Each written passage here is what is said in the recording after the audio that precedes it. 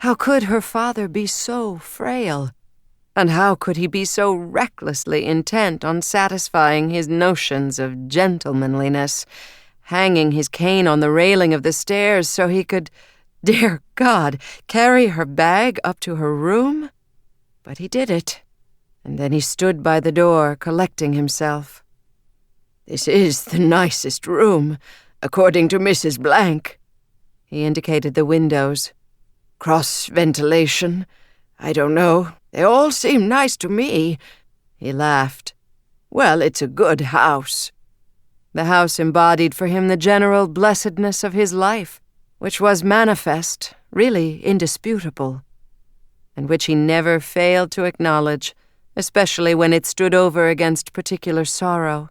Even more frequently after their mother died, he spoke of the house as if it were an old wife, beautiful for every comfort it had offered, every grace through all the long years.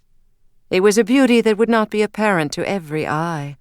It was too tall for the neighborhood, with a flat face and a flattened roof and peaked brows over the windows. "Italianate," her father said, but that was a guess or a rationalization. In any case, it managed to look both austere and pretentious, despite the porch her father had had built on the front of it to accommodate the local taste for socializing in the hot summer evenings, and which had become overgrown by an immense bramble of trumpet vines. It was a good house, her father said, meaning that it had a gracious heart, however awkward its appearance. And now the gardens and the shrubbery were disheveled, as he must have known, though he rarely ventured beyond the porch. Not that they had been especially presentable even while the house was in its prime. Hide-and-seek had seen to that, and croquet and badminton and baseball.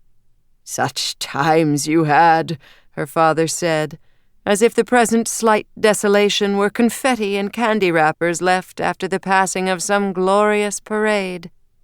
And there was the oak tree in front of the house, much older than the neighborhood or the town, which made rubble of the pavement at its foot and flung its imponderable branches out over the road and across the yard, branches whose girths were greater than the trunk of any ordinary tree. There was a torsion in its body that made it look like a giant dervish to them. Their father said if they could see as God can in geological time, they would see it leap out of the ground and turn in the sun and spread its arms and bask in the joys of being an oak tree in Iowa.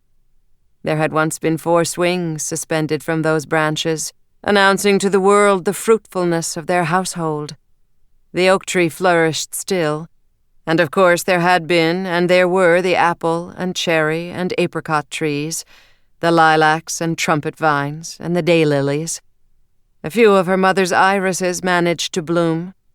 At Easter, she and her sisters could still bring in armfuls of flowers, and their father's eyes would glitter with tears, and he would say, "Ah, yes, yes," as if they had brought some memento, these flowers only a pleasant reminder of flowers.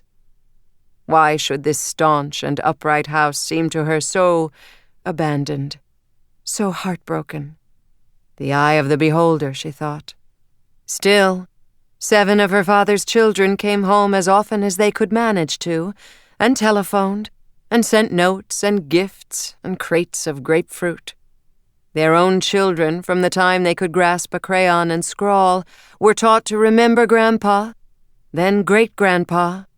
Parishioners and their children and grandchildren looked in on her father with a faithfulness that would have taxed his strength if the new minister had not hinted at the problem. And there was Ames, her father's alter ego, in whom he had confided so long and so utterly that he was a second father to them all, not least in the fact of knowing more about them than was entirely consistent with their comfort.